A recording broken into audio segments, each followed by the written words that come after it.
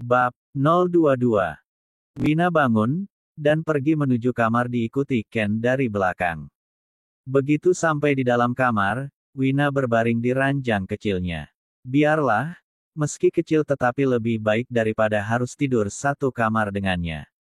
Pikir Kiara. Apa aku terlihat begitu hina di matamu, Faro? Aku yang hanya memegang tugas dan amanat ayahku ini haruskah mengalami penderitaan sekian rupa? Silih berganti seperti musim. Apakah sekarang aku yang terlihat egois? Apakah aku harus melepas ikatan suci ini? Mengembalikan semuanya kepada Karissa, Hicks. Wina sesenggukan, air mata yang dia tahan ketika berhadapan dengan Ken pada akhirnya jatuh juga. Aku harus apa, Tuhan? Jika aku berpisah darinya, apa yang harus aku katakan kepada ibuku? Aku bahkan terlalu malu untuk pulang. Jika aku mengatakan keadaan yang sebenarnya, ibu akan merasa sangat bersalah. Karena ibu juga yang menyetujui pernikahan terkutuk ini, Hicks memukul dadanya. Aku hanya tidak ingin membebaninya, belum sempat aku membalas kasih sayangnya. Haruskah aku pulang dengan membawa kabar perceraian? Ya Tuhan, apa yang harus aku lakukan? Di tengah keputusasaan, Wina mencoba mengingat kembali nasihat ayahnya.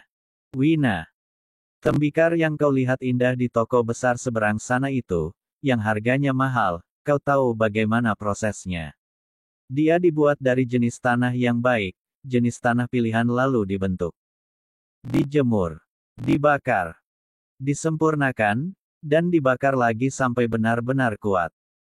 Setelah semua proses yang melelahkan dan berat itu dilalui, tanah yang bukan apa-apa itu menjelma menjadi tembikar yang cantik dan kuat.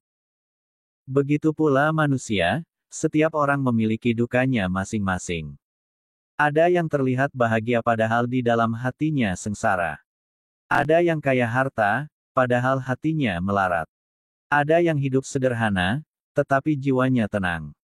Semua itu tergantung bagaimana cara kita memandang masalah.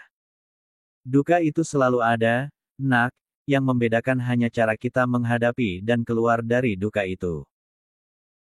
Jika kebetulan dunia menempatkanmu pada duka yang berkepanjangan, seperti musim yang silih berganti, jangan lari, jangan sembunyi, kau lebih kuat dari orang lain memandangmu, Nak.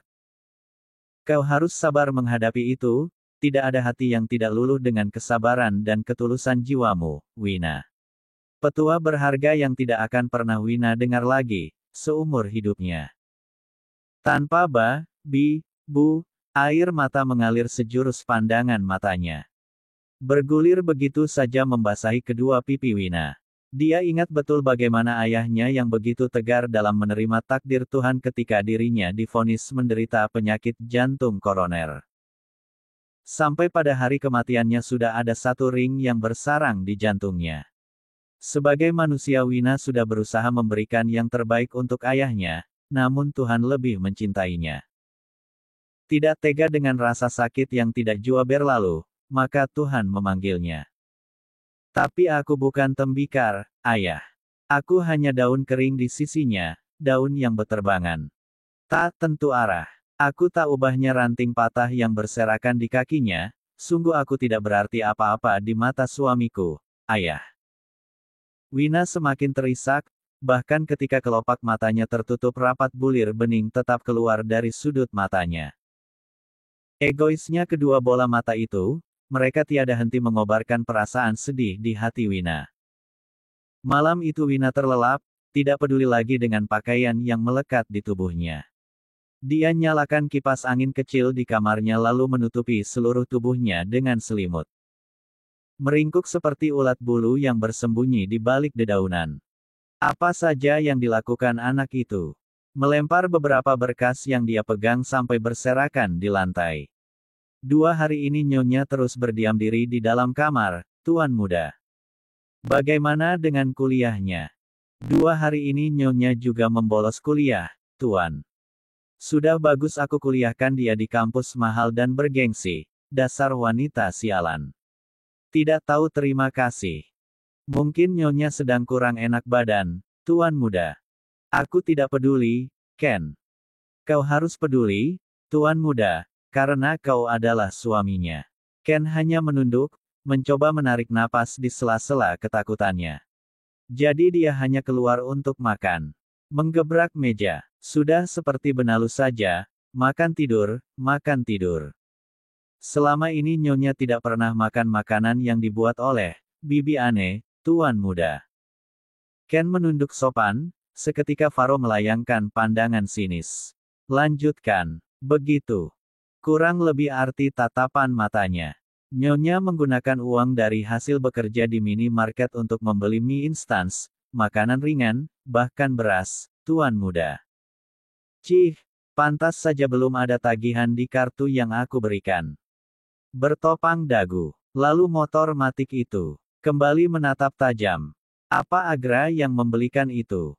Tidak, tuan muda. Sepertinya Ken mengerti apa yang sedang dipikirkan oleh Faro. Jika tidak segera diluruskan, Ken khawatir Faro akan berbuat semena-mena lagi kepada Wina. Terakhir kali karena rasa cemburu yang tidak berdasar saja, Faro sudah membuat Wina menderita sampai mengurung diri selama 2 hari. Motor matik itu dibeli nyonya dengan uang tabungannya sendiri, tuan muda. Dari mana kau tahu? Nyonya yang mengatakannya, tuan muda. Kenapa dia bercerita padamu, tetapi tidak pernah berkata baik kepadaku? Jelas-jelas aku ini suaminya dan kau hanya seorang asisten. Apa tuan muda cemburu padaku? Bukankah tuan muda tidak memiliki perasaan pada nyonya, bahkan tuan muda selalu mencari-cari masalah agar nyonya menyerah dan meminta berpisah? Jawab Ken. Ekspresi wajahnya mulai berubah, mulai disetel ke mode mengancam. Itu, saya juga tidak tahu, tuan muda. Dasar tidak becus. Melempar beberapa berkas ke arah Ken sampai mengenai lengan Ken. Ken tetap pada posisinya, berdiri tegak tanpa bergeser 1 inci pun. Maafkan saya, tuan muda. Ken menunduk lagi. Setelah melarikan diri selama 2 hari Wina mulai menanggalkan selimut tebal yang mengungkung dirinya. Terpenjara di bawah kehangatan selimut bermotif bunga itu membuat Wina muak, dia melempar selimut itu sembarang. Meraba sekitar untuk mencari benda tipis persegi panjang yang sudah diabaikannya selama 2 hari ini.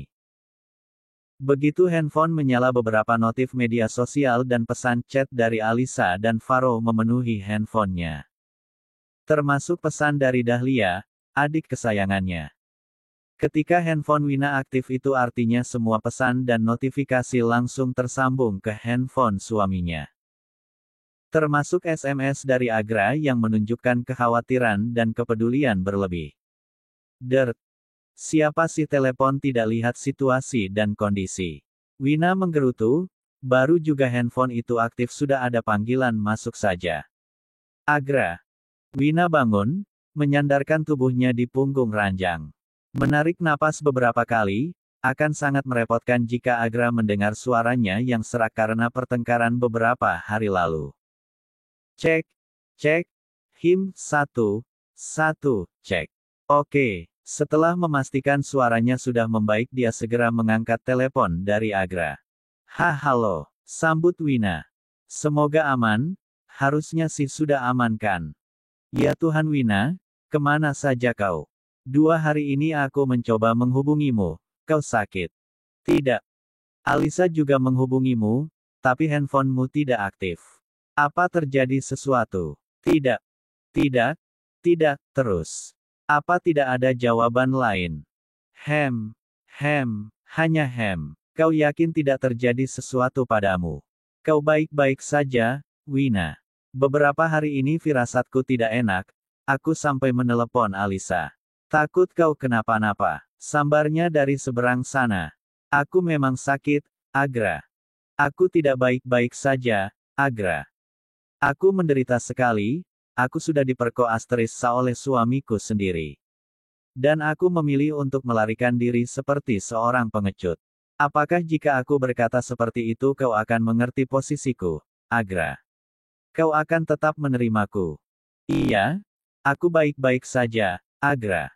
Biarlah, kau tidak perlu tahu kondisiku. Dukaku tidak untuk dibagi dengan siapapun. Syukurlah, kau sudah bolos kuliah selama 2 hari, mulai lagi kuliah panjang kali lebar dari Agra karena Wina bolos kuliah. Saat ini Agra terdengar seperti ayahnya, bukan lagi seperti seorang teman. Tapi kau tidak perlu khawatir, aku sudah menyalin semua materi untukmu. Terkekeh. Kau atau Alisa? Bertanya penuh selidik. Alisa, lah. Keduanya tertawa. Kau bahkan bisa membuatku tertawa, Agra. Kau membawa pelangi di tengah badai, membawa semilir angin di terik panas. Apakah aku lari denganmu saja? Apa kau bisa menerima semua kebohonganku? Apa aku bisa egois satu kali saja? Apa aku boleh melakukan dosa ini? Tapi besok kuliah, kan? Insya Allah, tersenyum getir. Sebenarnya tujuan Wina mengurung diri di kamar selama 2 hari, karena dia tidak tahu harus bagaimana menyembunyikan stempel kepemilikan yang diberikan Faro. Wina pikir dalam 2 hari bekas itu akan hilang dengan sendirinya, ternyata tidak. Warna merah terang itu malah berubah jadi merah keunguan. Wina yang hanya seorang gadis polos tentu tidak mengerti berapa lama bekas itu akan hilang. Dia juga tidak kepikiran mencari tahu di Google, dia justru terlena dengan kasur dan selimut. Insya Allah itu lebih berat dari janji, Wina. Kau harus menepatinya. Aku mungkin bukan laki-laki yang baik, tetapi aku mengerti kata, insya Allah, yang kau sebut itu memiliki pertanggungjawaban yang berat. Iya, diam sejenak. Besok aku berangkat, kok. Karena nada suara Agra terdengar semakin serius, Wina memilih untuk meyakinkan Agra. Daripada terjadi perdebatan panjang. Oke, nada suara bersemangat. Besok makan di warteg lagi yuk. Makan di resto tuh tidak seenak kentang Mustafa. Agra tertawa. Mustafa, Agra, Wina ikut tertawa. Iya, itu. Omong-omong apa kau bisa membuat makanan itu? Nada bicara menggoda. Apa sih yang tidak bisa dilakukan, Wina? Balas menggoda. Setidaknya, Agra bisa membuat perasaan Wina lebih baik. Buatkan untukku, iya. Agra merajuk. Kau bisa membayarku berapa? Wina meluruskan kakinya. Aku tidak terima gratisan, menempatkan bantal di pangkuannya. Berapa yang kau mau? Agra menantang. Menurutmu, berapa harga yang pantas? Wina balik bertanya. Bagaimana jika aku membayarnya dengan hidupku? Nada suaranya terdengar serius. Di ruang kerja. Faro yang sedang mendengarkan percakapan antara Agra dan Wina hanya bisa menggeram kesal.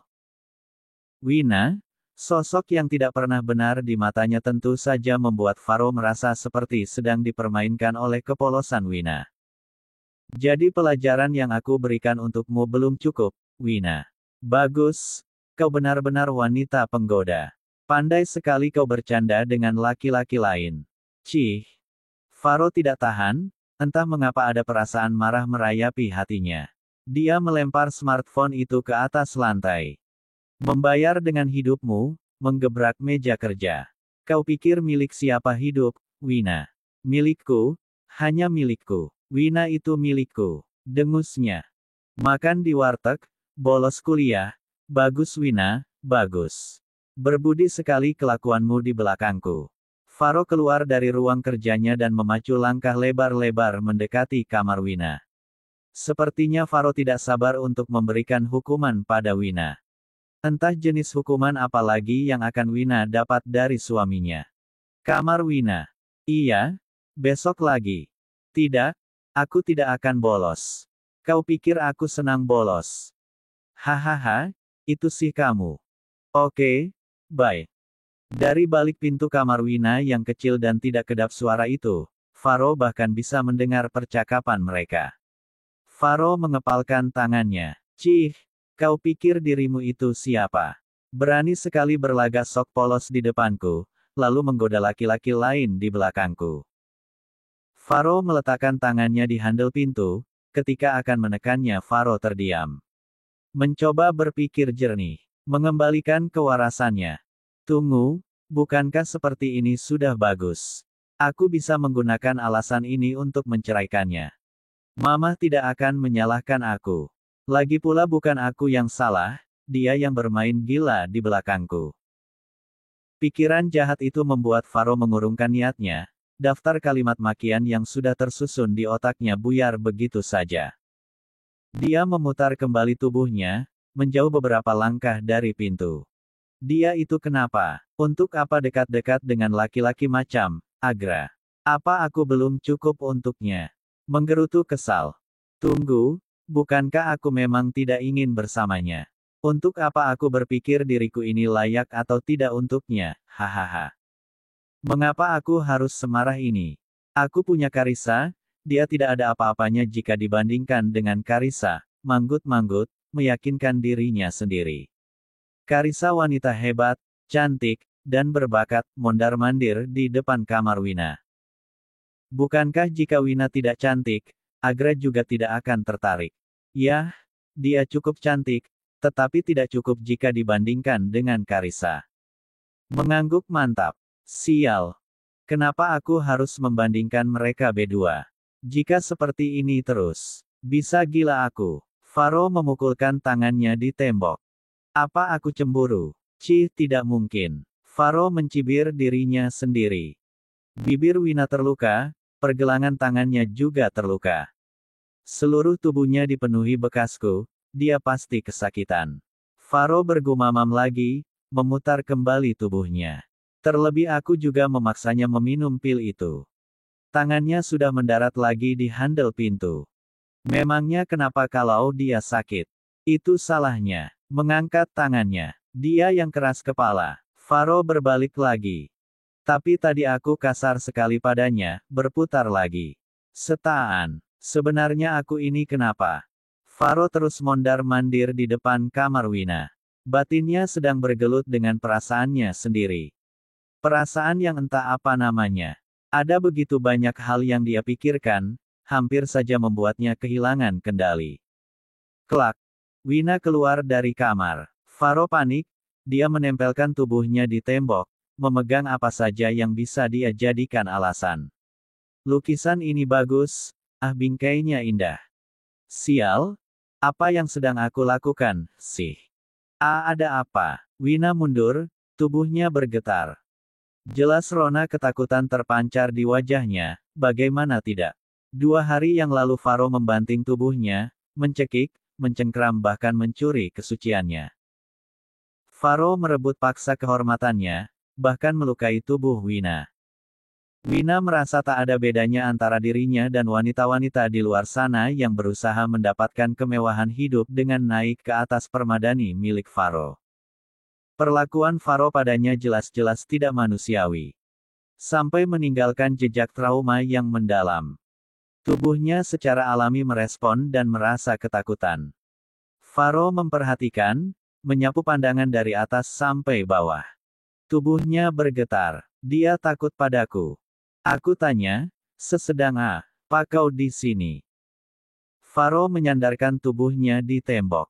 Melipat kedua tangan di dada, dan menarik napas panjang. Pakai jaketmu, dan ikut aku. Apa lagi? Aku salah apa lagi, Tuhan? Apa yang sedang dia pikirkan? Tidak, menggelengkan kepala. Aku tidak mau. Wina mundur, dia benar-benar ketakutan. Tidak tahu setelah Wina mengikutinya, apalagi yang akan Faro lakukan padanya. Hal buruk yang bahkan tak terduga bisa saja terjadi pada Wina. Aku tidak mau. Wina menggeleng lagi, semakin ketakutan dan terus melangkah mundur. Tidak, tidak. Kaki Wina tersandung dan hampir terjatuh. Faro berhambur mendekat. Hati-hati, kau tidak apa-apa. Tangan kanan Faro melingkar di pinggang Wina sementara tangan kirinya melingkar di leher Wina. Faro menatap lekat wajah dan tubuh istrinya. Bibirnya terluka, lehernya juga terluka. Bahkan pergelangan tangannya terluka. Apa aku sejahat itu? Apa aku benar-benar melakukannya? Lepas. Lepaskan aku. Berteriak histeris. Faro melepaskannya. Aku minta maaf, Faro. Aku minta maaf. Menyatukan kedua tangannya di depan Faro seraya sedang memohon pengampunan dan belas kasih dari suaminya. Dia begitu takut padaku, jangan takut, Wina. Aku ini suamimu. Faro mendekat. Ikut aku. Mengulurkan tangan. Tidak. Wina berlari, membuka pintu dan masuk ke dalam kamar. Faro menyelipkan kakinya di ujung pintu. Menurutlah, Wina, jangan sampai aku memaksamu. Wina hanya terisak, terduduk di depan kursi sembari melipat kedua kakinya. Apa kau belum puas, Faro? Kau mau apa lagi? Apa kau akan berhenti setelah aku mati? Hah? Faro menghela napas panjang. Aku tidak akan menyakitimu, Wina, percayalah. Ayo keluar. Membujuk. Tidak, aku tidak percaya padamu. Pergi, Faro, pergi. Wina berteriak, diiringi suara tangis, bergantian. Pergi Faro, pergi. Faro menyandarkan kepalanya di pintu. Keluarlah, Wina. Jangan membuatku semakin marah. Nada mengancam.